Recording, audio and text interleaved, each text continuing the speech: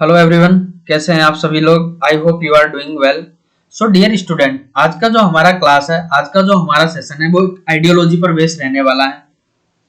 यह ideology UPSC point of view से history का एक इंपॉर्टेंट टॉपिक है। यदि हम इसके सिलेबस की ओर चलते हैं तो सिलेबस में मेंशन किया गया है, जो मेंस के सिलेबस में मेंशन किया गया है इंडियन नेशनल मूवमेंट। साथ ही जो दूसरा टॉपिक है वो है इंपॉर्टेंट पर्सनैलिटीज। ठीक है, एज वेल एज हम ऑप्शनल सब्जेक्ट की बात करते हैं, हिस्ट्री ऑप्शनल की बात करते हैं, तो उसके पेपर सेकंड में मेंशन किया गया है पॉइंट नंबर 9 पे राइज ऑफ गांधी। अर्थात हम ये तीनों के तीनों टॉपिक को हम आज की क्लास में देखेंगे और इससे बनने वाले क्वेश्चंस को भी, जो प्रीवियस क्वेश्चन है उनको भी हम आज की क्लास में डिस्कस करेंगे। और जो नेक्स्ट क्वेश्चन बनेंगे वो आई होप आप इस क्लास को देखने के बाद में उन सभी क्वेश्चंस का आंसर दे पाएंगे। फर्स्ट ऑफ ऑल मैं आपको बता देता हूं कि ये एक कंट्रोवर्शियल टॉपिक है और इससे रिलेटेड दैट्स मीन ये एक अप्रोच है, एक दृष्टिकोण है जिसको लेके हर एक व्यक्ति के अपने व्यूज हो सकते हैं। तो प्लीज अपने व्यूज को अपने तक सीमित रखिए, कमेंट बॉक्स में मेंशन ना कीजिए, बिकॉज जो कई लोग ऐसे हो सकते हैं जो गांधी के बहुत ज्यादा फॉलोवर है, कई सारे ऐसे हैं जो गांधी को पसंद नहीं करते, तो वो अपने व्यूज हो सकते हैं उनके, नो डाउट इसमें।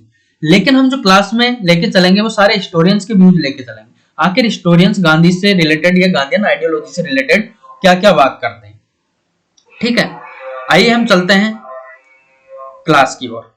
यदि हम बात करते हैं गांधीयन आइडियोलॉजी के अप्रोच की, तो गांधीयन आइडियोलॉजी से रिलेटेड 4 अप्रोचेज हैं, यानी कि गांधीयन आइडियोलॉजी को देखने के 4 दृष्टिकोण हैं, जिसमें सबसे पहला आता है इंपीरियलिस्ट अप्रोच। यदि हम इंपीरियलिस्ट अप्रोच की बात करते हैं तो इसमें सबसे पहले हम रखेंगे जूडिथ ब्राउन जी। किसको रखेंगे? जूडिथ ब्राउन जी को। जूडिथ ब्राउन है, वो कहते हैं कि गांधी क्या है? गांधी एक पॉलिटिकल गेम है, एक पॉलिटिकल गेम है, यानी कि एक मंजे हुए राजनेता है। ठीक है, उसी प्रकार से जब हम नेक्स्ट अप्रोच को देखते हैं तो वो है हमारी नेशनलिस्ट अप्रोच। तो नेशनलिस्ट अप्रोच 2 सब सेगमेंट में डिवाइड होती है, जिसमें पहले होते हैं मॉडरेट्स, दूसरे होते हैं हमारे एक्सट्रीमिस्ट। इन दोनों का ही मानना होता है कि गांधी क्या है? गांधी एक संत है, मतलब कि संत करार देते हैं गांधी जी को। क्यों? क्योंकि गांधीयन जो पॉलिसीज होती है वो सारी ऐसे ही हैं जैसे कि उन्हें संत मान लिया भी जाए। जैसे की बात करते हैं, सबसे पहले जब ये कॉमन पीपल से मिलते हैं तो अपना रहन सहन कॉमन रखते हैं, जैसे कि एक धोती रहती है उसी को लपेट के रहते हैं।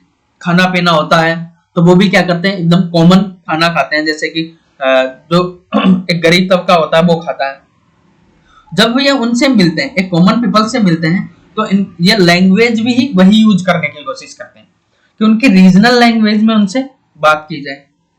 आफ्टर दैट जो इनकी पॉलिसी है, नॉन वायलेंस पॉलिसी, जिससे ज्यादातर लोग इनके जो प्रोटेस्ट है इनके मूवमेंट में पार्टिसिपेट कर पाते हैं। ठीक है, दूसरा बात करते हैं, ये बात करते हैं एथिनिसिटी की बात करते हैं, एथिकल वैल्यूज की बात करते हैं ज्यादातर। ठीक है, जैसे कि आप देख पाएंगे, हम देखेंगे टोटल इंडिपेंडेंस या डोमिनियन इंडिपेंडेंस की बात करते हैं। हालांकि इनका जो इंडिपेंडेंस होता है, इनका जो स्वराज होता है, वो अप्रोच अलग रखता है किनसे? मॉडरेट एक्सट्रीमिस्ट लीडर से। ठीक है, उग्रवादियों से अलग रखता है। ठीक है, वहीं पे यदि हम बात करते हैं इनकी पॉलिसीज की, तो ये बात करते हैं किसकी? स्वदेश की, यानी कि अपनी सोवरन कंट्री की बात करते हैं, सोवरन रीजन की बात करते हैं। ठीक है, आई होप आपके संत करार के पीछे का रीजन समझ में आया होगा। नेक्स्ट यदि अप्रोच की बात करते हैं तो इसमें है मार्क्सिस्ट अप्रोच। यदि मार्क्सिस्ट वर्ड की बात करते हैं तो ये कॉइन किया जाता है कार्ल मार्क्स के द्वारा। ठीक है, जो कि एक कम्युनलिज्म नाम का एक कंसेप्ट या एक थिंक, एक आइडियोलॉजी डेवलप करते हैं और इन्हीं के द्वारा ये अप्रोच डेवलप की जाती है, मार्क्सिस्ट। तो मार्क्सिस्ट का मानना होता है कि गांधी क्या है? एक बुर्जुआ लीडर है, एक रिचेस्ट पर्सन के लीडर है, या फिर स्वर्ण लीडर है। ऐसा क्यों मानते हैं? क्योंकि इनको लगता है कि गांधी है जो ज्यादातर है उन्हीं लोगों को क्या करते हैं? अप्रिशिएट करते हैं, उन्हीं लोगों को अप्रिशिएट करते हैं। ठीक है, उसी प्रकार से जो हमारी नेक्स्ट अप्रोच देखते हैं वो है हमारी सबाल्टर्न अप्रोच। अगर हम सबाल्टर्न वर्ड की बात करते हैं तो इसको कॉइन किया जाता है एंटोनियो ग्राम्स के द्वारा, एक वेस्टर्न थिंकर हैं, इनके द्वारा सबल्टन अप्रोच को कॉइन किया जाता है। और इस अप्रोच का मानना है कि कोई भी लीडर है वो जनता के द्वारा निकल के आता है, यानी कि जनता की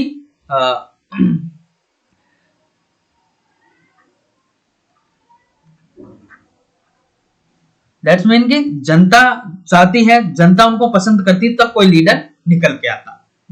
मतलब कि ये जो रेस्पॉन्सिबिलिटी है वो गांधी को गांधी को रेस्पॉन्सिबल नहीं ठहराते, ठीक है, ये जनता को रेस्पॉन्सिबल ठहराते। यदि हम इन अप्रोचेज के फॉलोअर्स की बात करें, कौन कौन से हिस्टोरियन है जो इन अप्रोच को फॉलो करते हैं, ठीक है, तो आइए उनको भी देख लेते हैं। तो उस अप्रोच की बात करते हैं तो आपके इंपीरियलिस्ट अप्रोच में होते हैं आपके विलियम जोन्स हो जाते हैं, जेम्स विलिंगटन हो जाते हैं, जेम्स प्रिंसेप हो जाते हैं, अलेक्जेंडर कनिंगम हो जाते हैं। तो यहां से मैं एक क्वेश्चन पूछना चाहूंगा डियर आपसे कि जो अलेक्जेंडर कनिंगम है वो किस प्रकार से इंडियन हिस्ट्री से एसोसिएट है, और एक ऑर्गेनाइजेशन का भी डेवलप किया जाता है, एक ऑर्गेनाइजेशन भी कॉइन की जाती है इनके द्वारा इंडिया में रहते हुए, तो उस ऑर्गेनाइजेशन का नाम भी आपको मेंशन करना है। अगर नेक्स्ट हिस्टोरियन की बात करते हैं तो वह है आपका मैक्स मुलर, वो भी इंपीरियलिस्ट अप्रोच को ही मानते हैं। नेक्स्ट बात करते हैं तो आपकी आती है नेशनलिस्ट अप्रोच। नेशनलिस्ट अप्रोच की बात करते हैं तो हमने आपको बताया था कि 2 पार्ट्स में डिवाइड होती है। पहली है आपकी नेशनलिस्ट अप्रोच या मॉडरेट अप्रोच, ठीक है, ये लॉजिकल पर्सन होते हैं, तर्क में बिलीव करते हैं। नेक्स्ट होता है आपके एक्सट्रीमिस्ट, सॉरी डियर ये टाइपिंग मिस्टेक हो गया, मार्क्सिस्ट नहीं है, एक्सट्रीमिस्ट, ठीक है। तो इनका मानना होता है एक्सट्रीमिस्ट का कि ये वॉयलेंट भी हो सकते हैं स्वराज को लिए, यानी कि यदि स्वराज के लिए यदि इन्हें वॉयलेंट होना पड़े, इन्हें आजादी के लिए यदि वॉयलेंट होना पड़े तो ये वॉयलेंट भी होने के लिए तैयार है, ठीक है। अगर इनके फॉलोअर्स की बात करते हैं तो राजेंद्र लाल मिश्रा, आरजी भंडारकर है जो कि रैशनलिस्ट है, मॉडर्न है, मॉडरेट है। नेक्स्ट है आपके केपी जायसवाल, आरके मुखर्जी जो कि एक एक्सट्रीमिस्ट अप्रोच को बढ़ावा देते हैं। नेक्स्ट बात करते हैं आपके मार्क्सिस्ट की, तो मार्क्सिस्ट में डीडी कोसाम्बी आ जाते हैं, आपके आर.एस. शर्मा आ जाते हैं, हरमन फुल्के आ जाते हैं, रोमिला थापर होती है और जेनेट माथुर होते हैं। वहीं सबल्टन अप्रोच में आपके जेम्स मिल होते हैं और जॉन स्टुअर्ट होते हैं। आई होप आपको ये अप्रोचेज पसंद आई होगी।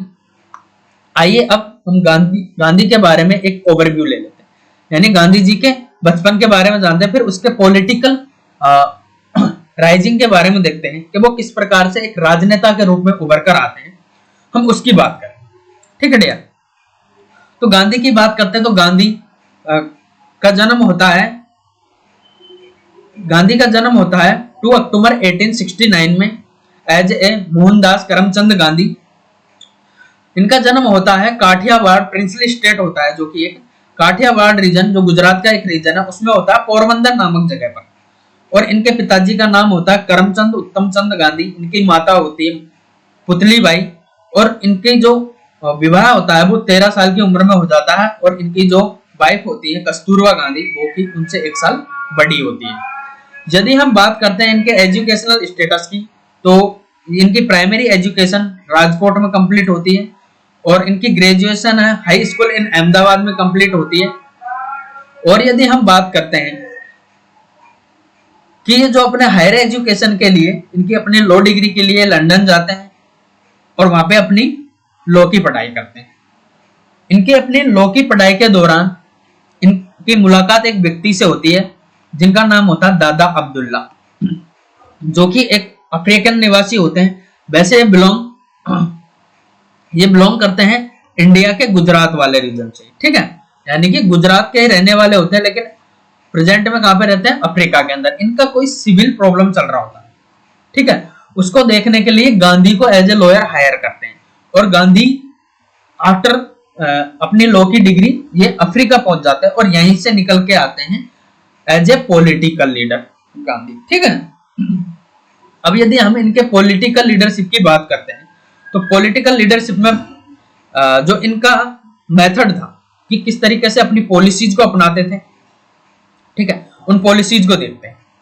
तो इनके आइडियोलॉजी का अध्ययन करने से पहले हम देखते हैं कि जो इंपीरियलिज्म था उसके द्वारा किस तरीके से हमें एक्सप्लॉइट किया गया, और उसका जो एक्सप्लॉइटेशन का नेचर था वो नेचर क्या है, क्योंकि उसी के अगेंस्ट में तो प्रोटेस्ट करेंगे, अपनी आइडियोलॉजी को यूज करेंगे तो हमें पहले उसका एक्सप्लॉयटेशन का मेथड समझना होगा, आफ्टर दैट हम उसके प्रोटेस्ट की पॉलिसी को समझेंगे। ठीक है, तो उसी के पैरेलल और कई सारी पॉलिसीज होती है जो Gandhian protest mode of protest है, उसी के पैरेलल में कई सारी अदर मेथड भी चल रहे होते हैं, उनका भी हम अध्ययन करेंगे इस क्लास में। ठीक है, आइए देख लेते हैं हम nature of imperialism exploitation.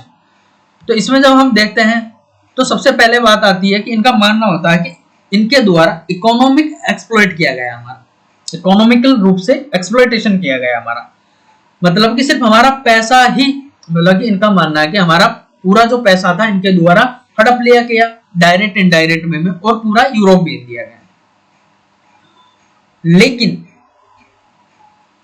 Not only कि इकोनॉमिकली ही हमारा एक्सप्लॉइट होता है, इसके साथ इकोनॉमिकल के साथ में जब भी कोई इंपीरियलिज्म अप्रोच को अपनाता तो उसके साथ पॉलिटिकल अप्रोच, सोशल अप्रोच और कल्चरल अप्रोच, यानी कि इन तीनों तरीके से भी एक्सप्लॉइटेशन होता है। वो कैसे होता है आइए देखते हैं।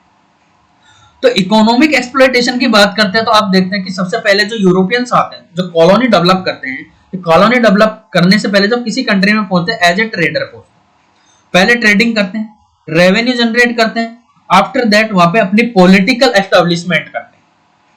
ठीक है, जैसे कि आप देख पाएंगे इंडिया में भी पहले प्लासी बैटल होती है, as a trader revenue collection करते हैं, फिर मोनार्क के साथ इनकी बैटल होती है, और आफ्टर दैट बक्सर बैटल, ये क्या करते हैं अपना पॉलिटिकल एस्टेब्लिशमेंट भी करते हैं। ये प्रीलिम्स का भी क्वेश्चन है, प्रीलिम्स में यहाँ से प्रीवियस क्वेश्चन में पूछा गया है कि जो टोटली पॉलिटिकल रूप से, अगर ब्रिटिशर्स पॉलिटिकल रूप से जो अपने एडमिनिस्ट्रेशन को संभाला था वो कौन से बैटल के बाद में संभाला, तो मैक्सिमम तो हमको लगता है कि आफ्टर प्लासी हो गया था नई इंडिया।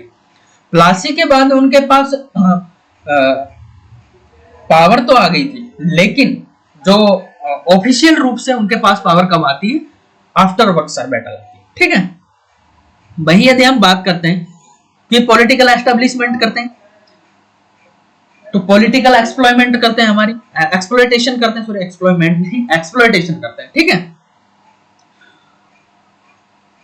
तो मतलब जितने भी हमारे मोनार्क होते हैं उनको क्या करते हैं, आप देखोगे आफ्टर बक्सर जो होता है कि एक गवर्नमेंट सिस्टम डेवलप करते हैं जिसमें क्या होता है, डबल गवर्नमेंट सिस्टम होता है।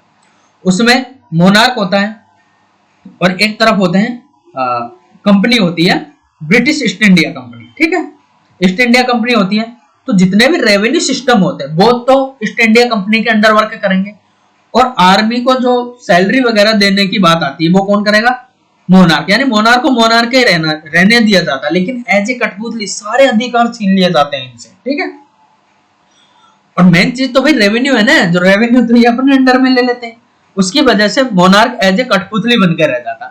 तो हमारा पॉलिटिकली भी एक्सप्लॉइट किया जाता है इनके द्वारा। नेक्स्ट बात करते हैं हम, तो इनका सोशल एक्सप्लॉइटेशन भी किया जाता है। अब सोशल एक्सप्लॉइटेशन कैसे करते हैं, तो ये रिफॉर्म्स के नाम पे सोशल एक्सप्लॉइटेशन करते हैं। कैसे कि ये इंग्लिश एजुकेशन को बढ़ावा देते हैं, इंग्लिश रिफॉर्म एजुकेशन रिफॉर्म्स लाते हैं, उससे लोगों को इंग्लिश पढ़ाते हैं, स्किल डेवलप करते हैं, और इन्हीं की फैक्ट्रियों में उनसे फिर बाद में काम करवाते हैं। अब आप कहेंगे कि सर ये तो अच्छी बात है ना कि स्किल डेवलपमेंट हो रही है, लोग इंग्लिश एजुकेशन सीख रहे हैं, लोग मॉडरेट मतलब मॉडर्न हो रहे हैं, डेवलप नहीं रहे। इनका इनडायरेक्ट वे में जो इम्पैक्ट था वो कहां पे पड़ता है कि इनसे काम तो करवाते हैं, मतलब कि इनको इतना स्किल्ड तो कर देते हैं कि ये कंपनी में काम कर सके, लेकिन इतना स्किल्ड भी नहीं होने देते कि ये आधिकारिक पोस्ट पे पहुंच सके।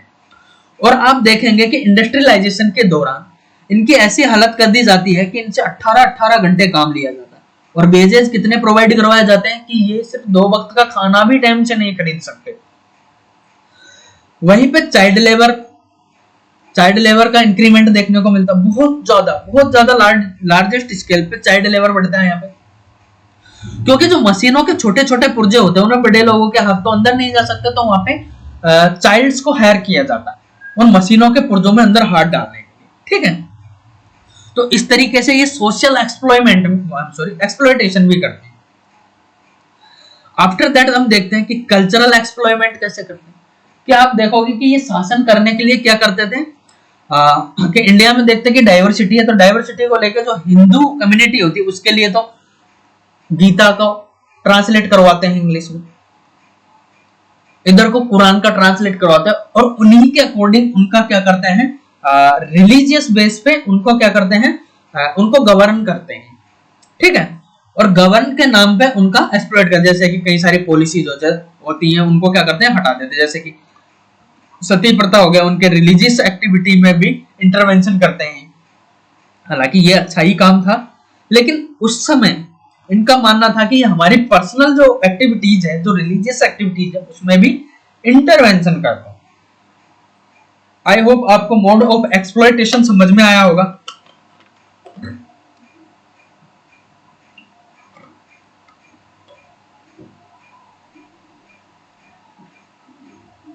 कि एक्सप्लॉइटेशन कैसे करते हैं इंपीरियलिज्म के नाम पे, ठीक है डियर।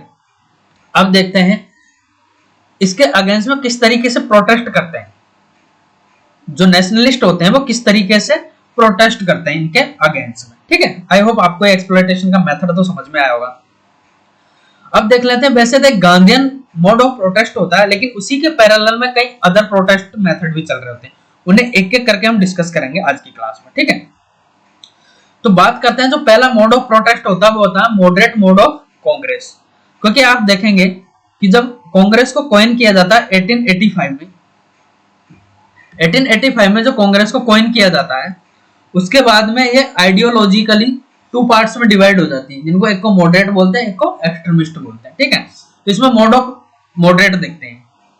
तो मोड ऑफ मॉडरेट की बात करते हैं, तो इसमें सबसे पहले आते हैं आपके दादा भाई नौरोजी, साथ में आते हैं आरसी दत्ता, दोनों हिस्टोरियंस हैं। इनका मानना होता है कि जो ब्रिटिश सुपीरियर है हमसे, क्या मानना होता है, यानी सुपरमेसी, ब्रिटेन की सुपरमेसी में बिलीव करते हैं, यानी कि टेक्निकली और अदर एस्पेक्ट से ब्रिटिशियस क्या है, हमसे सुपीरियर है, हमसे सुपीरियर है, और हमें उनको या उनसे हमें संबंध बनाए रखने चाहिए। तो उसके लिए अपनी एक बुक भी लिखते हैं, उसमें उसका नाम है poverty and un British rule. क्या लिखते हैं, poverty and un British rule. देखो नाम से ही पता चल रहा कि जो इंडिया में है, जो वो रूल ब्रिटिश रूल नहीं है, यानी ब्रिटेन के अंदर जो रूल चल रहा है, यदि वो रूल भी लागू कर दे हमारे यहाँ तो बहुत सही है, लेकिन ये अलग ही ब्रिटिश रूल लागू कर रहे हैं। यानी कि इनका मानना है कि ब्रिटेन में अलग ब्रिटिश रूल चलता है, इंडिया में अलग ब्रिटिश रूल चलता है। अब ऐसा क्यों मानते हैं? तो दादा भाई नौरोजी का इसके पीछे कहना है कि 1915 में ही आप देखेंगे कि इंग्लैंड के अंदर कॉन्स्टिट्यूशनल मोनार्की आ चुकी थी, और वो लिबरलिज्म को बढ़ावा देते हैं, हालांकि माइनर स्तर पे होता है, लेकिन इनका मानना है कि वहां पे कॉन्स्टिट्यूशन है। जो मोनार्क है वो किसके अंडर वर्क करता है, कॉन्स्टिट्यूशन के, पार्लियामेंट के अंडर वर्क करता है, ठीक है।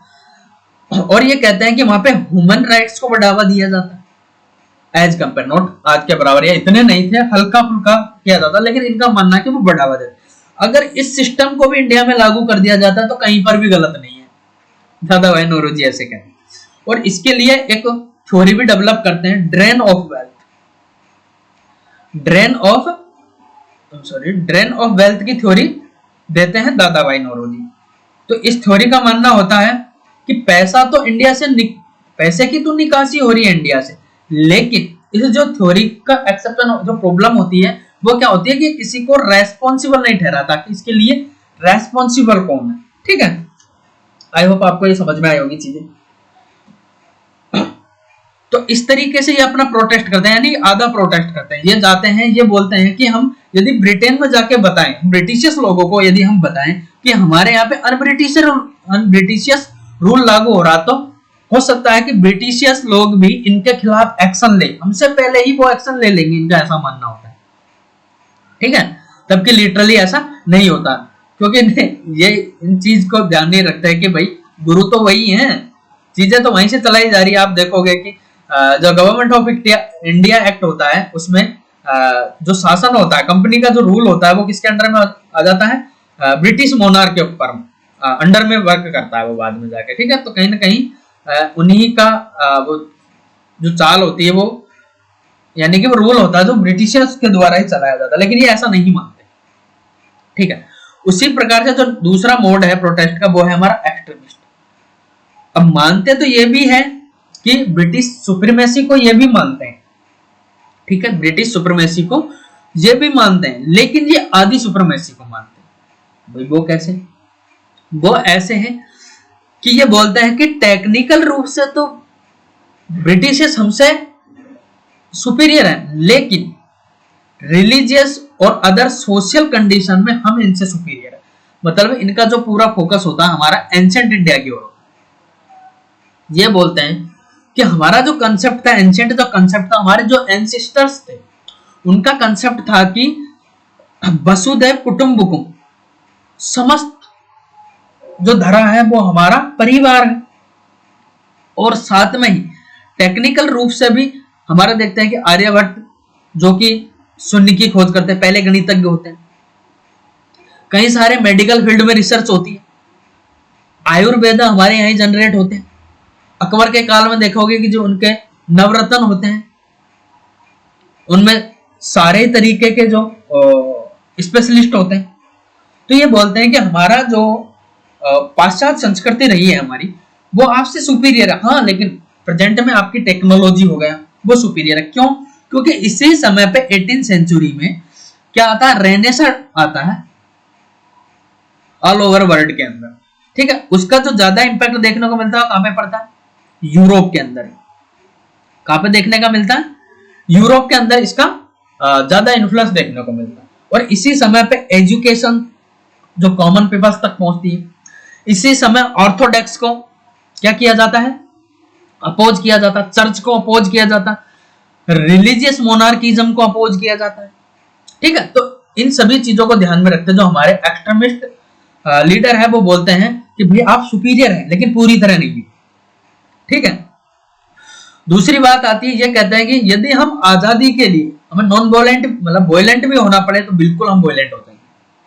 यानी कि ऐसी बात नहीं है कि ये पत्राचार वगैरह नहीं करते, लोगों को अवेयर नहीं करते, अपने पत्र वगैरह निकालते हैं, सब कुछ करते हैं, लेकिन साथ में आजादी के लिए लड़ाई लड़ने के लिए भी तैयार रहते हैं, ठीक है। और ये पैसिव रेसिस्टेंस में बिलीव करते हैं, आए और लड़ाई बड़ाई कर सकते हैं, ठीक है। आई होप आपको दोनों का मेथड समझ में आया हो और दोनों के बीच का डिफरेंस भी समझ में आया हो, आखिर क्या डिफरेंस था। मतलब ये तो टोटल सुपरमेसी में बात करते हैं और एक्सट्रीमिस्ट है वो आदि सुपरमेसी में बात करते हैं। ये टोटल नॉन वायलेंट है, ये नॉन वायलेंट के साथ में वायलेंट भी, ठीक है। तो इस तरीके से इंपीरियलिज्म का प्रोटेस्ट करते हैं। अब आइए देखते हैं मोड ऑफ मार्क्सिस्ट, देखते हैं किस तरीके से इंपीरियलिज्म को अपोज करते हैं। तो हम आपको पहले ही बता चुके हैं कि जो मार्क्सिस्ट होते, जो मार्क्स की जो थिंकिंग है, ये जो थिंकर है कार्ल मार्क्स, वो कहते हैं, उनका मानना होता है कि जो मॉडर्नाइजेशन है वो गलत नहीं है, जो मशीनीकरण है वो गलत नहीं है, लेकिन उसकी एक मात्रा होनी चाहिए, एक सीमा होनी चाहिए। और ठीक है, हम मशीनीकरण को एडॉप्ट करते हैं, हम मशीनीकरण को एडॉप्ट करते हैं, लेकिन इसमें जो प्रोडक्शन होगा मशीनीकरण के द्वारा, जो इंडस्ट्रीज में प्रोडक्शन होगा, वो प्रोडक्शन किसके द्वारा किया जाना चाहिए, वो कॉमन पीपल्स के द्वारा किया जाना चाहिए। यानी कि ये क्या कहते हैं कि जो कैपिटल है, जो पूंजी का है, उसका इक्वल डिस्ट्रीब्यूशन होना चाहिए, यानी सभी को बराबर मिलना चाहिए। और जो ज्यादा मेहनत करता है उसे तो बिल्कुल भी ज्यादा मिलना चाहिए, ठीक है। वैसे तो ज्यादा मेहनत और ज्यादा पैसा कैपिटलिस्ट अप्रोच का मानना है। वैसे जब हम वर्ड हिस्ट्री पढ़ेंगे इन सभी अप्रोचेज को क्लियर करके चलेंगे, ठीक है। वैसे यहाँ पे थोड़ा सा बता देता हूँ कि जो एक अप्रोच होती है, ये भी एक वेस्टर्न अप्रोच है कैपिटलिस्ट। तो इसमें गवर्नमेंट का हस्तक्षेप नहीं होता है पॉलिसीज के अंदर, और इसमें सिर्फ इंडिविजुअल को प्रायोरिटी दी जाती है, यानी कि जो व्यक्ति जितना काम करेगा वो इतना कमा सकता है। और वहीं पे इसके अगेंस्ट में होते हैं मार्क्सिस्ट अप्रोच, वो बोलते हैं कि नहीं, उसमें गवर्नमेंट का इन्फ्लुएंस होना चाहिए और इक्वल डिस्ट्रीब्यूशन होना चाहिए कैपिटल का, ठीक है।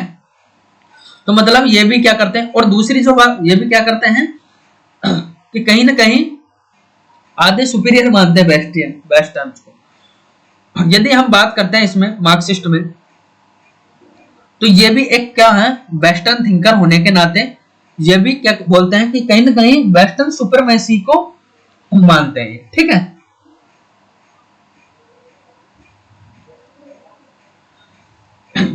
ये क्या करते हैं, वेस्टर्न सुपरमेसी में बिलीव करते हैं।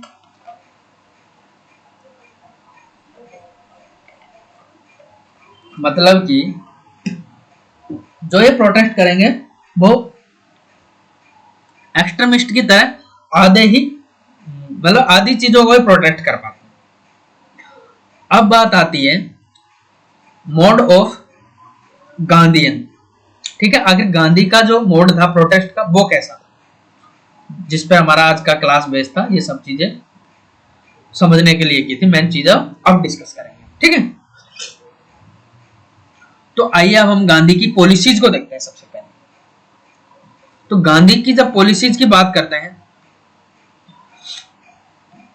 तो गांधी की जो पॉलिसी थी पहली, तो उनका जो पॉलिटिकल करियर निकल के आता है, एक brief survey of political career देखते हैं।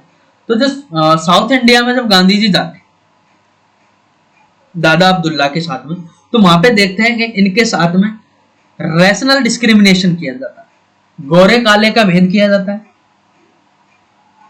स्लेवरी सिस्टम बहुत ज्यादा होता है वहां पे, लोगों के कोई राइट्स नहीं होते, ह्यूमन राइट्स तो बहुत दूर, यहाँ पे उन्हें खाने पीने का भी सही तरह से राइट नहीं होता, यानी कि जो वो देंगे वही खाते पीते हैं, ठीक है। तो ये सब देख के गांधी जी का मन खट्टा हो जाता है और गांधी जी बोलते हैं, गांधी जी अपना यहाँ पे जो पॉलिसी होती है वो डेवलप करते हैं, नॉन वायलेंस और सत्याग्रह। ये दोनों के दोनों पॉलिसी होती है, वो कहां पर डेवलप होती है, अफ्रीका में रहने के दौरान गांधी जी द्वारा डेवलप की जाती है, ठीक है। और इनका प्रयोग किया जाता है वहां पे। आप एक घटना सुने भी होंगे कि गांधी जी जब फर्स्ट क्लास डिब्बे में सफर कर रहे होते हैं तो उस समय पे अंग्रेजों द्वारा उनको रेड इंडियन या ब्लैक इंडियन कहकर उन्हें ट्रेन से बाहर फेंक दिया जाता है। तो इन्हीं सभी चीजों से गुस्सा है गांधी जी। अब क्या करते हैं, बोलते हैं कि ये तो बहुत गलत हो रहा है, ये तो बहुत गलत किया जा रहा है। और फिर आते हैं इंडिया में 9 जनवरी 1915 को वो इंडिया में आते हैं, जिसे प्रवासी दिवस के रूप में भी मनाया जाता है, ठीक है। तो आप देखेंगे कि अब इनकी एंट्री हो जाती है इंडिया में, ठीक है। तो इंडिया में जब इनकी एंट्री हो जाती है तो ये देखते हैं, ऑब्जर्व करते हैं चीजों को कि यहाँ पे भी इतना ही एक्सप्लॉइट हो रहा है लोगों का। तो ये अपनी पॉलिसीज को जारी करते हैं। इसमें अपनी पहली पॉलिसी होती है इनकी नॉन वायलेंस पॉलिसी होती है गांधी की, ठीक है। नॉन वायलेंस पॉलिसी क्या करती है कि मतलब कि प्रोटेस्ट के दौरान किसी तरीके का नॉन वायलेंस नहीं होना चाहिए, हमें सत्याग्रह को अपनाना चाहिए, हमें सत्याग्रह को अपनाना चाहिए। सत्याग्रह में क्या होता है, सत्याग्रह देखो डियर, इससे लोगों का गलत अंदाजा लगाया जाता है कि सत्याग्रह का मतलब सिर्फ बस भूखा रह के बैठ जाना है धरने पे, ऐसा नहीं होता। ये कहते हैं कि यदि हम सत्याग्रह के माध्यम से प्रोटेस्ट करते हैं तो हम क्या करते हैं, उनकी पॉलिसीज को अपोज करते हैं, उनके गुड्स को अपोज करते हैं, ठीक है। और साथ में ही हम उनके जो कंज्यूमरिज्म है, जो उपभोक्तावाद है, हम उसका अपोज करते हैं। इनका इससे मानना होता है कि यदि हम उसके उपभोक्तावाद को, यदि हम उसके उपभोग को ही डिक्लाइन कर देंगे तो वो किस तरीके से हमारा एक्सप्लॉइट कर पाएंगे, नहीं कर पाएंगे। अर्थात यदि हम उनकी वस्तुएं नहीं खरीदेंगे तो उनके पास रेवेन्यू नहीं आएगा, रेवेन्यू नहीं आएगा तो वो अपना जो एक्स्ट्रा वक्त है वो पॉलिटिकल एक्सपेंशन में नहीं लगाएंगे, पॉलिटिकल एक्सपेंशन में नहीं लगाएंगे तो हम एक्सप्लॉइटेशन से बच जाएंगे। मतलब इनका मानना है कि उनकी पॉलिसीज को अपोज कर दो, उनके गुड्स को अपोज कर दो, नहीं करेंगे हम हमारे वस्तुएं, तो उससे क्या होगा, हमारी लोकल इंडस्ट्री डेवलप होगी। हालांकि हमारी कोई इंडस्ट्री थी नहीं उस समय पे, हमारा जो जितना भी वर्क होता था वो हैंडीक्राफ्ट के रूप में होता था, यानी हाथों से चीजें चलती थी, इंडस्ट्रीज में नहीं होता था डेवलपमेंट तो था, लेकिन मैक्सिमम जो था क्या था, वो हाथों से या घरेलू उद्योग टाइप की चीजें थी, जिनको गांधी जी आगे जाके बढ़ावा भी देते हैं, ठीक है। तो आप देखेंगे कि इसमें कि गांधी जी क्या करते हैं, लोकल गुड्स को बढ़ावा देते हैं, लोकल पॉलिसीज को बढ़ावा देते हैं, ठीक है। वहीं पे यदि बात करते हैं तो इनजस्टिस की बात करते हैं, ठीक है। और जो उनका जो नेक्स्ट पॉलिसी होती है वो होती है सर्वोदय। सर्वोदय पॉलिसी का मतलब क्या होता है? Universal uplifting. क्या होता है? यूनिवर्सल अपलिफ्टिंग की बात करते हैं। That's mean progress for all, यानी कि सभी की प्रोग्रेस की बात करते हैं गांधी जी, ठीक है। वहीं उसी प्रकार से यदि हम बात करें उनकी नेक्स्ट पॉलिसी की, तो उसमें आता है कि वो बात करते हैं स्वराज की। लेकिन देर आप देख पा रहे होंगे कि जो अदर प्रोटेस्टेंट्स होते हैं उनके जैसा इनका स्वराज नहीं होता है। इनकी स्वराज की जो डिमांड होती है वो अलग टाइप के स्वराज की डिमांड होती है। ये क्या करते हैं? इनडायरेक्ट में स्वराज की मांग करते हैं। कैसे? फ्रीडम ऑफ एक्सप्रेशन की बात करते हैं, ठीक है। फ्रीडम ऑफ एक्सप्रेशन की बात करते हैं, एथेंटिसिटी फ्रीडम की बात करते हैं, ह्यूमन राइट्स की बात करते हैं, ठीक है। यदि ये बोलते हैं कि ह्यूमन राइट्स होंगे तो हमें वैसे ही फ्रीडम मिल जानी है, ठीक है। ये सभी बात करते हैं गांधी जी। और अदर जो होते हैं वो टोटल इंडिपेंडेंस की मांग करते हैं, जैसे कि नेहरू जी हो गए, बाल गंगाधर तिलक हो गए। बाल गंगाधर तिलक का तो आइए पहले इसका शुरू से डेवलपमेंट देखते हैं पहले एक बार, ठीक है। आखिर स्वराज जो कंसेप्ट था वो कैसे डेवलप हुआ, ठीक है। तो स्वराज कंसेप्ट की जो शुरुआत करते हैं, तो स्वराज कंसेप्ट कहां से जनरेट होता है? बाद में जाके गांधी जी द्वारा अपनाया जाता है। सबसे पहले गांधी जी द्वारा नहीं यूज किया जाता। तो जो स्वराज का कंसेप्ट होता है सबसे पहले दयानंद सरस्वती के द्वारा यूज किया जाता है। जो स्वराज वर्ड होता है वो किनके द्वारा यूज किया जाता है? दयानंद सरस्वती जी के द्वारा इसको यूज किया जाता है। आफ्टर दैट 1906 के जो कांग्रेस का सेशन होता है, कलकत्ता सेशन होता है, कांग्रेस का कलकत्ता सेशन होता है, उसके दौरान दादा भाई नौरोजी के द्वारा इस कंसेप्ट को अपनाया जाता है। स्वराज कंसेप्ट को, इस टर्म को अपनाया जाता है कि स्वराज की हमें डिमांड करनी चाहिए। दादा भाई नौरोजी 1906 के जो कोलकाता कांग्रेस सेशन होता है उसमें कहता है कि हमें स्वराज की डिमांड रखनी चाहिए। ओके, आफ्टर दैट आगे चलकर देख पाते हैं कि जो कांग्रेस का 1916 का जो अधिवेशन होता है, जो सेशन होता है, उसमें ये कहते हैं कि हम अब क्या बात करते हैं? अब हमें स्वराज चाहिए। लेकिन यहाँ पे बाल गंगाधर तिलक जी के द्वारा स्वराज की मांग की जाती है और इसी में वो स्लोगन डेवलप होता है कि स्वराज मेरा जन्मसिद्ध अधिकार है। बाल गंगाधर तिलक जी के द्वारा 1916 में पहली बार कांग्रेस के अधिवेशन के दौरान इसको स्वराज को जन्मसिद्ध अधिकार के रूप में रिकॉग्नाइज किया जाता है। आफ्टर दैट 1923 में सीआर दास, मोतीलाल नेहरू, इनके द्वारा स्वराज को रिकॉग्नाइज किया जाता और ये अब डिमांड रखते हैं कि हमें अब टोटल इंडिपेंडेंस चाहिए, यानी कि पूर्ण स्वराज का कंसेप्ट 1923 में कांग्रेस के सेशन में निकल के आता है, ठीक है। आई एम सॉरी, यहाँ पे ये सिर्फ रिकॉग्नाइज करते हैं 1923 में। और 1929 में जो कांग्रेस का सेशन होता है 1929 का लाहौर सेशन के दौरान टोटल इंडिपेंडेंस यानी कि पूर्ण स्वराज की बात की जाती है। आई होप आपको स्वराज का ये कंसेप्ट है जो अच्छी तरह से समझ में आया हो। नेक्स्ट बात करते हैं कि गांधी जो अपनी पॉलिसीज में ट्रस्टीशिप को लाते हैं, यानी कि कहीं ना कहीं कार्ल मार्क्स का जो थिंकिंग होती है, जो पॉलिसी होती है, जो आइडियोलॉजी होती है, उसको कहीं ना कहीं थोड़ा बहुत इन्फ्लुएंस होते हैं। अगर हम इनके इन्फ्लुएंस की बात करते हैं तो आइए देखते हैं। ये कई सारे वेस्टर्न थिंकर होते हैं जिनसे इंस्पायर भी होते हैं गांधी जी। जैसे कि बात करते हैं कि एक वेस्टर्न थिंकर है एक अमेरिकन थिंकर है, एक अमेरिकन थिंकर है। इनसे जो इंस्पायर्ड होते हैं ये भी इंपीरियलिज्म के अगेंस्ट में होते हैं। टोस्टो हो गए, ठीक है, टोस्टो हो गए, ये भी इंपीरियलिज्म के खिलाफ होते हैं और इनसे गांधी जी इंस्पायर होते हैं कहीं कहीं। नेक्स्ट देखते हैं एरोसन हो गए, एरोसन से भी इंस्पायर्ड होते हैं गांधी जी। जॉन रस्किन हो गए जो कि एक यूरोपियन थिंकर है, तो जॉन रस्किन से भी गांधी जी कुछ न कुछ सीखते हैं, ठीक है। उसी प्रकार से मैक्स वेबर हो गए, मैकियावेली हो गए, ठीक है।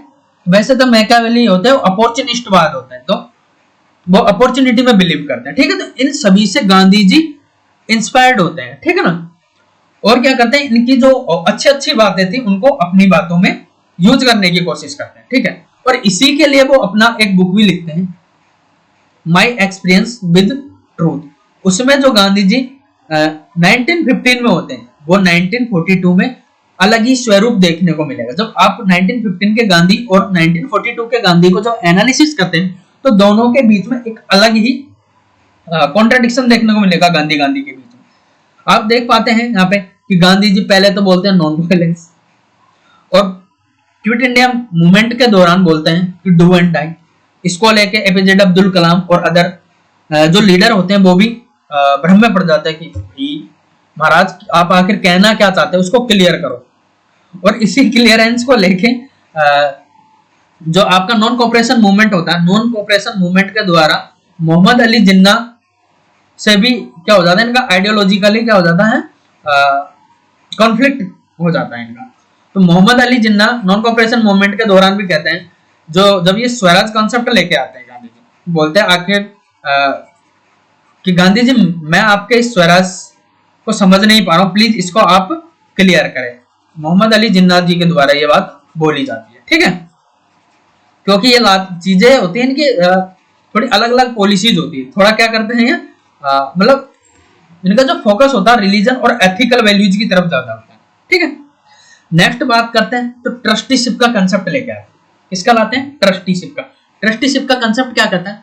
ट्रस्टीशिप का कंसेप्ट कहता है कि जो गांधी जी है वो कहते हैं कि आपको जो रिचेस्ट पर्सन है, जो ज्यादा वेल्थ गेन करते हैं, जो ज्यादा कैपिटल, जो ज्यादा रेवेन्यू कमाते हैं, उनको अपना एक हिस्सा क्या करना चाहिए, डोनेट करना चाहिए और एक ट्रस्ट डेवलप करना चाहिए। उस ट्रस्ट से हमें उन लोगों के लिए जो एबल है, ठीक है, जो एबल है काम करने में, सक्षम नहीं है काम करने में, उन्हीं को हमें खाना तो डिस्ट्रीब्यूट करना चाहिए। कम से कम भोजन तो सभी का ह्यूमन राइट होना चाहिए, यानी भोजन तो कम से कम सभी को अवेलेबल होना चाहिए, ठीक है।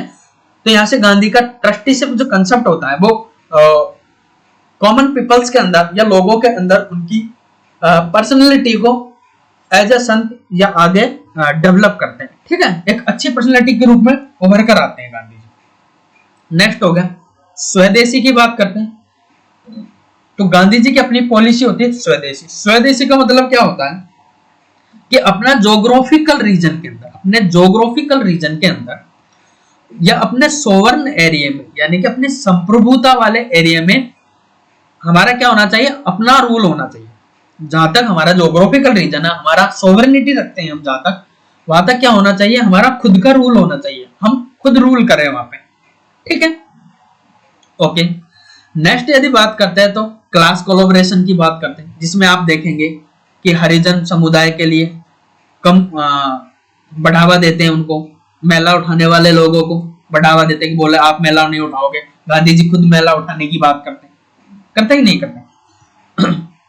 और उसके बाद बोलते हैं जो हरिजन वर्ड है वो भी कॉइन किसके द्वारा किया गया था, गांधी जी के द्वारा किया गया था, ठीक है। वो बोलते हैं हरिजन मतलब कि अकॉर्डिंग टू इंडियन मैथोलॉजी जो हरि होता है वो विष्णु पुराण में विष्णु भगवान को बोलते हैं, भगवान विष्णु को या लॉर्ड विष्णु को हम हरि के रूप में डिनोट करते हैं। और उनका मानता है कि जो हरिजन है वो क्या है, भगवान हरि, भगवान विष्णु के लोग हैं हरिजन, ठीक है, यानी भगवान के लोग हैं। इनसे हमें इनके साथ हमें अस्पृश्यता, डिस्क्रिमिनेटिंग नहीं करनी चाहिए, गांधी का ऐसा मानना होता। तो ये सभी की सभी जो अप्रोचेज होती है वो क्या होते हैं, गांधी के द्वारा अपोज की जाती है, ठीक है। नेक्स्ट हम बात करते हैं तो गांधी जी क्या करते हैं, ये तो उनकी पॉलिसीज की बात हुई। अब अपोज कैसे करते हैं, ठीक है, अब प्रोटेस्ट कैसे करते हैं इंपीरियलिज्म के अगेंस्ट में। तो इंपीरियलिज्म के अगेंस्ट में जब हम बात करते हैं तो देखते हैं कि गांधी जी पहले तो उनका जो इनका सत्याग्रह का कंसेप्ट होता है उससे जितने भी गुड्स एंड पॉलिसीज होती है उनको क्या करते हैं, उनको क्रिटिसाइज करते हैं, उनको अपोज करते हैं। जैसे कि आप देखेंगे नॉन कोऑपरेशन मूवमेंट के दौरान साल्ट सत्याग्रह लॉन्च करते हैं, ठीक है। स्वदेशी मूवमेंट के दौरान भी लोगों के द्वारा या फिर गांधी के द्वारा कोऑपरेशन मूवमेंट में उनके कपड़ों की होली जलाई जाती है कि नहीं, कपड़ों की होली जलाई जाती है, उनके रूल्स एंड रेगुलेशन तोड़े जाते हैं। उनकी पॉलिसीज के खिलाफ प्रोटेस्ट किए जाते हैं। ठीक है, तो ये सभी मेथड गांधी जी यूज करते हैं। उसके अलावा मास मूवमेंट तैयार करते हैं। अब ये सभी चीजें थी जो मास मूवमेंट में इनका क्या करते हैं, इनकी हेल्प करते हैं, गांधी जी की मदद करते हैं। ठीक है, और हम बात करते हैं तो गांधी जी वेस्टर्न मशीनीकरण के भी खिलाफ होते हैं, वेस्टर्न मशीनीकरण के भी खिलाफ होते हैं।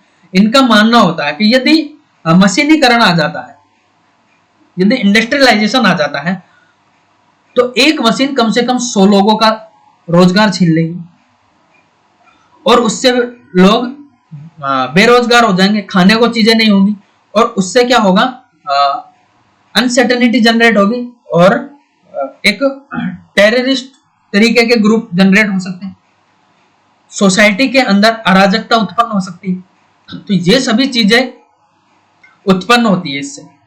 इवन गांधी जी तो यहां तक प्रोटेस्ट करते हैं, वकील और जो एडवोकेट होते हैं उनका भी क्या करते हैं कि बोलता है कि नहीं, हम इनके खिलाफ। भाई क्यों? तो ये देखो, गांधी जी खुद वकील होने के नाते भी वकीलों को अपोज करते हैं।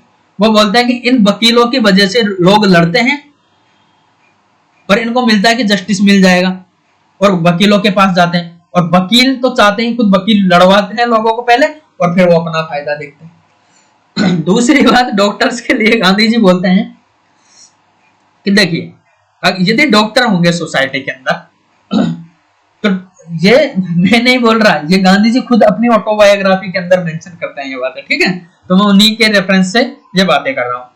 तो गांधी जी बोलते हैं यदि डॉक्टर्स सोसाइटी के अंदर होंगे तो लोग अगले दिन दवा के खाएंगे और उससे उनका पेट खराब हो जाएगा।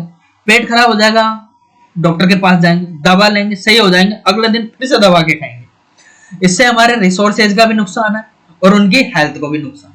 यदि डॉक्टर नहीं होते हैं, यदि डॉक्टर्स नहीं होते हैं, तो वो हो सकता है एक दिन परेशान हो अपने पेट से, लेकिन दूसरे दिन वो सबक ले लेगा कि अब मुझे ज्यादा नहीं खाना है। तो गांधी जी यहां तक भी उनको क्या करते हैं, वेस्टर्निज्म को अपोज करते हैं। ठीक है डियर, आई होप आपको ये सभी की सभी बातें पसंद आई होगी। अब आइए थोड़ा से कुछ क्वेश्चंस वगैरह को देख लेते हैं। ठीक है, कि गांधी जी किस तरीके से ये गांधीयन थॉट्स है, गांधीयन आइडियोलॉजी। वैसे डियर अभी गांधी जी का पूरा पॉलिटिकल करियर बाकी रह रहा है, लेकिन क्लास ज्यादा बड़ी हो जाएगी और हम पॉलिटिकल करियर को सेकंड क्लास में डिस्कस करेंगे। अभी हम आइडियोलॉजी के बारे में देख लेते हैं, और आइडियोलॉजी के रिगार्डिंग जितने भी क्वेश्चन प्रीवियस पूछे गए हैं या पूछे जा सकते हैं, उन सभी को देख लेते हैं। तो सबसे पहले हम बात करते हैं कि इस टॉपिक से किस तरीके से क्वेश्चन पूछे जा सकते हैं। तो मेंस पॉइंट ऑफ व्यू से अगर हम देखते हैं तो इसमें पूछा जा सकता है कि how to contribute Gandhian ideology in mobilising the peoples और मूवमेंट्स, यानी कि किस तरीके से इन आइडियोलॉजी के through Gandhi ji mass mobilising खड़ा करते थे या मास मूवमेंट खड़ा करते थे। तो आप देख ही सकते हैं कि किस तरीके से कि नॉन वायलेंस जो पॉलिसी उनके अपनाने की वजह से महिलाओं द्वारा भी पार्टिसिपेट किया गया। उनको लगता था पढ़े लिखे लोग, स्टूडेंट्स, उनके द्वारा पार्टिसिपेशन किए गए। उनको लगता था कि किसी तरीके का खतरा नहीं होगा हमको यहाँ पे। सप्रेशन के दौरान हथियारों का यूज नहीं किया जाए, हालांकि कई जगह पर किया जाता है। ये चीजें फेलियर, मतलब कई तरीके के फेलियर हुए जो हम क्रिटिसिज्म में देखेंगे, अभी क्वेश्चन डिस्कस करेंगे, उन सभी के बारे में देखेंगे। ठीक है, किस तरीके से स्वराज की बात करते हैं, मतलब कि इनडायरेक्ट वे में इंडिपेंडेंस की बात करते हैं। ठीक है, और बात करते हैं तो लोगों को लगता है कि गांधी बाबा क्या करते हैं, उनको वैसे समझ में नहीं आता वो चीजें, लेकिन उनको लगता है कि गांधी जी भी स्वराज का कंसेप्ट उठा रहे। पीजेंट के हितों की बात करते हैं, जो आप देखोगे सत्याग्रह चलाते हैं, आपके चंपारण सत्याग्रह हो गया 1917 के दौरान, भाई 1918 के दौरान अहमदाबाद सत्याग्रह होगा, जो मिल मजदूरों की प्रॉब्लम होती है उन सभी को उठाते हैं। तो पीजेंट और मजदूरों को भी लगता है कि ये हमारे लीडर है, और गांधी जी के साथ में आ जाते हैं। तो गांधी जी एक प्लेटफॉर्म से उनको बोलते हैं कि हमें आजादी चाहिए और उसमें हमें बढ़ चढ़कर भाग लेना चाहिए। प्रोटेस्ट में किसी तरह का वायलेंस नहीं होगा, तो बच्चे बड़े सभी तरीके के लोग उसमें पार्टिसिपेट कर सकते थे। तो इन्हीं सभी के चलते हुए गांधी जी एक मास मोबिलाइज कर सकते थे, एक बड़ा मूवमेंट खड़ा कर पाए। ठीक है, तो आई होप आप इस तरीके के क्वेश्चंस का भी आंसर दे पाएंगे। ठीक है डियर। इसी तरीके से यदि हम नेक्स्ट क्वेश्चंस की बात करते हैं तो आप दे पाएंगे। यदि क्वेश्चंस यहां से पूछा जाए नेक्स्ट, तो पूछा जा सकता है आपसे question, a glimpse of Gandhian activism, a glimpse of Gandhian activism in social political field, यानी कि जो गांधी जी का एक्टिविज्म था वो किस तरीके से प्रभावित करता है, ठीक है, ये किस तरीके से उभर कर आता है सोशल फील्ड में। तो उसमें बात करते हैं, आप देखोगे गांधी जी चंपारण सत्याग्रह होते हैं करते हैं, उससे पीजेंट उनके साथ आ जाते हैं। इंडिगो सत्याग्रह होता है जो इंडिगो के खिलाफ होता है, चंपारण सत्याग्रह। नेक्स्ट उसी तरीके से हम देखते हैं खेड़ा सत्याग्रह होता, ठीक है। उसी तरीके से अहमदाबाद होता जिसमें मजदूर मिलों की प्रॉब्लम होती है वहां पे। तो वो क्या करते हैं, यहाँ पे आप देख पाते हो कि वो एक इंसेंटिव देते हैं और इंसेंटिव के साथ में वेजेस को इंक्रीमेंट की बात करते हैं और वो प्रोवाइड नहीं करवाते हैं। उसके खिलाफ जो मजदूर होते हैं वो प्रोटेस्ट कर देते हैं कंपनी के खिलाफ। तो उनकी मांग रखने के लिए गांधी जी वहां पे जाते हैं और उनका जो ट्रस्ट है, जो उनका बिलीव है, उसको जीत लेते हैं। तो इस तरीके से जो मजदूर वर्ग भी गांधी जी के साथ में आ जाते हैं, ठीक है। और सेशंस करते हैं जगह जगह पे जाके सेशंस करते हैं, उससे लोग जुड़ते हैं और देखते हैं कि अपने लोगों को स्प्रेड कर देते हैं ऑल ओवर कंट्री। जो तो आप देख पाओगे पूरी कंट्री के अंदर ही कि वेस्टर्न में आपके बंकिम चंद्र चटर्जी हो गए, राजेंद्र प्रसाद हो गए, ईस्टर्न में आपके बाल गंगाधर तिलक हो गए, ठीक है, और अदर मॉडरेट लीडर हो गए। बाल गंगाधर तिलक वैसे तो एक्सट्रीमिस्ट है, लेकिन शुरुआती में ये गांधी जी के साथ ही होता है, लेकिन बाद में ना आइडियोलॉजिकल डिफरेंस कॉन्फ्लिक्ट हो जाता है, ठीक है। तो ये सभी चीजों के माध्यम से गांधी जी क्या कर पाए, एक सोशल पॉलिटिकल फील्ड क्रिएट कर पाए, ठीक है। आई होप आप ऐसे क्वेश्चंस का आंसर इजीली दे पाएंगे। अब आइए कुछ प्रीवियस क्वेश्चंस पर हम नजर डालते हैं हमारी, ठीक है। यदि हम प्रीवियस क्वेश्चन देखने की कोशिश करते हैं तो 2007 में एक क्वेश्चन पूछा गया था, 2007 में क्वेश्चन पूछा गया था, ठीक है। और यदि हम थोड़े एक दो क्वेश्चन और देख लेते हैं हमें, फिर चलते हैं हम प्रीवियस क्वेश्चन की ओर, ठीक है। तो इसमें क्वेश्चंस की बात करते हैं, सॉरी ये थोड़ा मिटा देते हैं डियर, ताकि इसमें कुछ थोड़ा लिख पाएंगे, ओके। तो हम क्वेश्चंस की बात करते हैं तो और किस तरीके के क्वेश्चन यहाँ से बन सकते हैं और उनका आप इजीली आंसर भी दे पाएंगे। डियर पहले हम आपको बता देते हैं कि आपको यहाँ पे ना हिस्टोरियंस का व्यूज यूज करना कि कौन से हिस्टोरियन क्या कहते हैं इस चीज को लेकर, ठीक है ना। तो उन व्यूज को जब यूज करोगे तो आपके आंसर में वैल्यू आ जाएगी, ठीक है। वैसे हम सेकंड पार्ट में यूज करेंगे उनको, जैसे कि आपको थोड़ा कुछ बताएं कि कम्युनलिज्म को लेके क्या कहते हैं लोग, गांधी इरविन पैक्ट होता है उसको लेके क्या कहते हैं, जो भगत सिंह का जो शहीद हुए थे उनको लेके लोगों का हिस्टोरियंस का क्या व्यूज है, वो सभी हम सेकंड क्लास में देखेंगे, ठीक है। अभी हम यहाँ पे आइडियोलॉजिकल क्वेश्चंस को देख लेते हैं। नेक्स्ट क्वेश्चन जो आपसे यहाँ से पूछा जा सकता है वो क्या पूछा जा सकता है कि what is significance of the Gandhian thoughts, ये गांधीयन आइडियोलॉजी आपसे पूछ सकते हैं। गांधीयन आइडियोलॉजी तो आप सारे के सारे जो पॉइंट्स हमने बताए थे वो मेंशन कर सकते हैं नहीं कर सकते। नेक्स्ट आपसे पूछा जा सकता है कि हाउ टू रिलीवेंस, मतलब किस तरीके से जो गांधीयन आइडियोलॉजी है वो आज की सोसाइटी में अपनी प्रासंगिकताएं रखती है, अपने रिलेवेंस रखती है, ठीक है। तो आप बता सकते हैं कि आज की सोसाइटी को गांधी की थॉट्स को अपनानी चाहिए, जैसे कि प्रोटेस्ट करते हैं। आपने देखा होगा अभी जो कई सारे एक्ट लाए गए थे गवर्नमेंट ऑफ इंडिया के द्वारा, CAA एक्ट था, तो उसके खिलाफ प्रोटेस्ट किया गया। तो उनको नॉन वायलेंट नहीं होना चाहिए और अपनी मांगे रखनी चाहिए, ठीक है। कर सकते हैं कि नहीं कर सकते हैं। और आप मेंशन कर सकते हैं इसमें मोड ऑफ अल्टरनेटिव पॉलिटिक्स के, गांधी जी के द्वारा जो पॉलिटिक्स का था वो अल्टरनेटिव मोड जनरेट किया गया था, जो प्रोटेस्ट के माध्यम से थे, भूख हड़तालें थी, ठीक है। यदि उसी के अलावा यदि आप मेंशन करना चाहे एक लाइन तो इसमें मेंशन कर सकते हैं एम्फेसाइज ओवर पॉलिटिकल वेस ऑन मोरल वैल्यूज, और वो फोकस किस पे करते थे, मोरल वैल्यूज पे फोकस करते थे।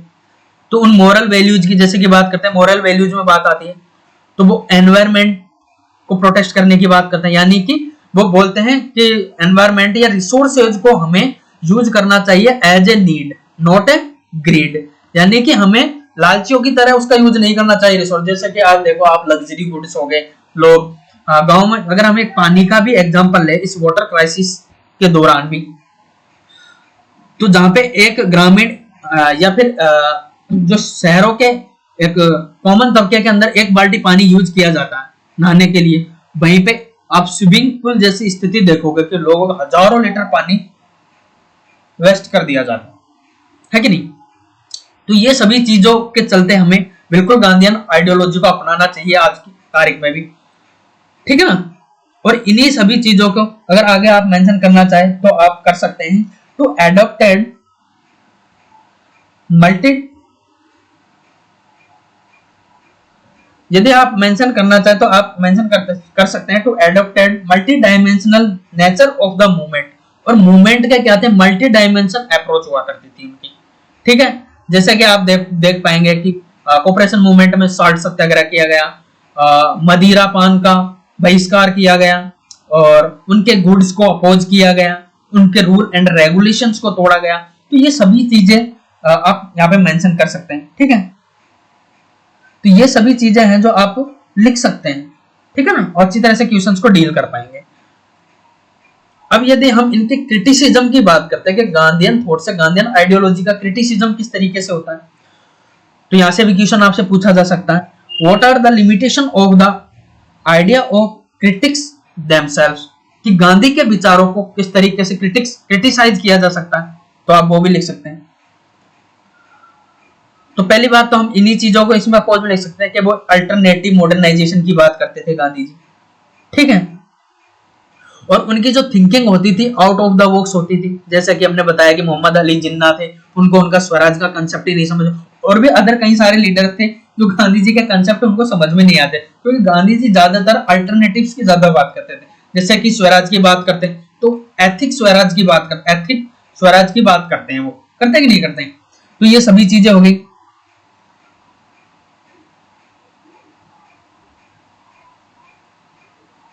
ठीक है। तो ये सभी चीजें हैं जो इसके हम क्रिटिसिज्म में लिख सकते हैं, कर सकते हैं नहीं कर सकते।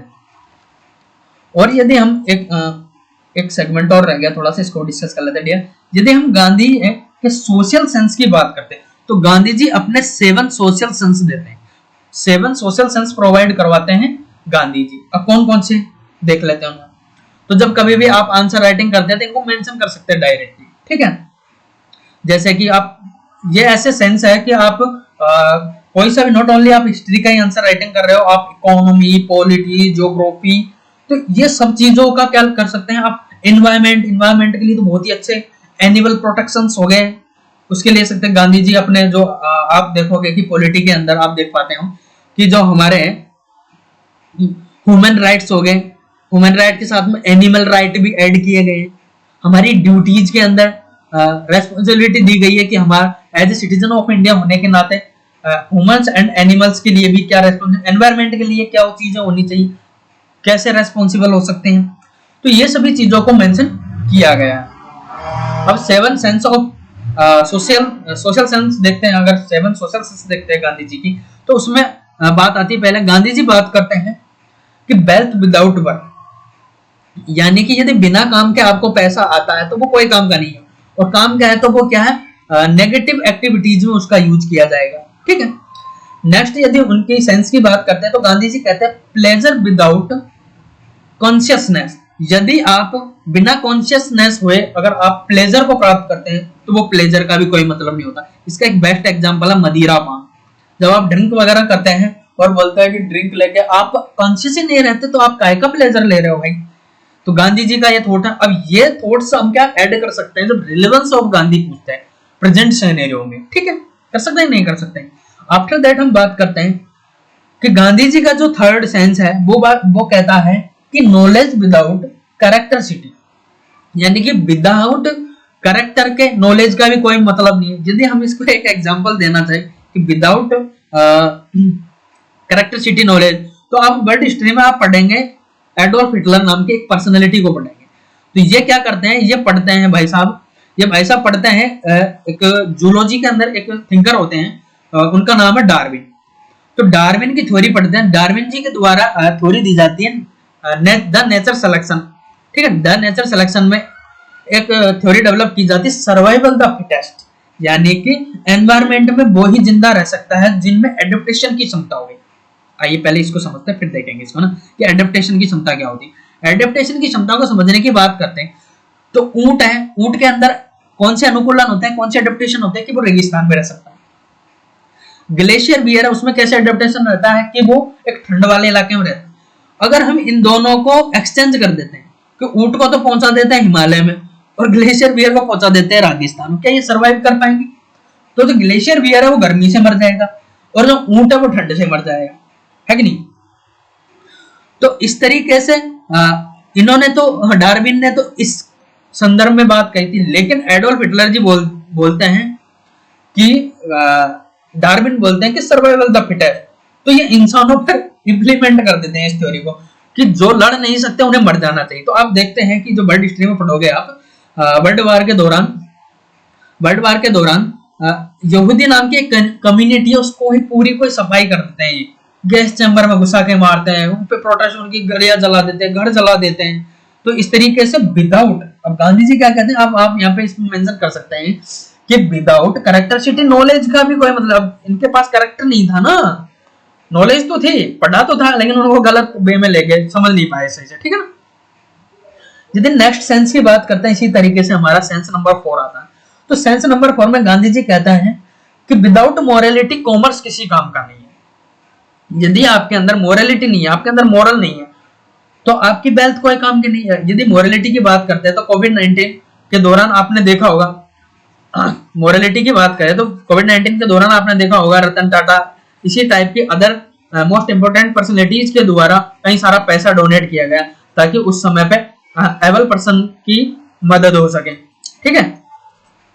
यदि हम बात करते हैं उसी तरीके से नेक्स्ट इनके सेंस की, तो नेक्स्ट इनका जो सेंस है वो क्या है, गांधी जी कहते हैं साइंस विदाउट ह्यूमैनिटी, यानी कि विदाउट ह्यूमैनिटी के साइंस का भी कोई मतलब नहीं है, ठीक है भाई। साइंस होगी वो किसके लिए बनाओगे, आप ह्यूमंस के लिए तो बनाओगे। अभी देखा नहीं एडोल्फ हिटलर जी ने किस तरीके से साइंस का क्या कबाड़ा कर दिया, ठीक है ना। उसी तरीके से हम यदि नेक्स्ट सेंस की बात करते हैं तो गांधी जी कहते हैं विदाउट सेक्रीफाइस रिलीजन का भी कोई मतलब नहीं। यदि आप सेक्रीफाइस नहीं किए हैं तो ऐसे रिलीजन का भी कोई मामला मतलब कोई मतलब नहीं बनता। जैसे यदि बात करते हैं कि आजकल के महात्मा वगैरह है, महात्मा वगैरह कैसे करते हैं, महात्मा तो बन जाते हैं लेकिन उनको सेक्रीफाइस जैसे शब्द से कोई मतलब ही नहीं होता कि पहले आप खुद फॉलो करो। गांधी जी कहते हैं पहले आप उनको खुद फॉलो करो, यदि आप खुद फॉलो कर पाते हैं तो आप फिर जनता पे उसको लागू कर सकते हैं। जैसे कि आपने एक स्टोरी भी सुनी होगी गांधी जी की, कि एक जो गांधी जी को खुद चीनी खाने की आदत होती है, तो एक माँ होती है वो अपने बच्चे को लेके आती है गांधी जी के साथ और बोलती है गांधी जी मेरा बच्चा जो है कि चीनी खाता है।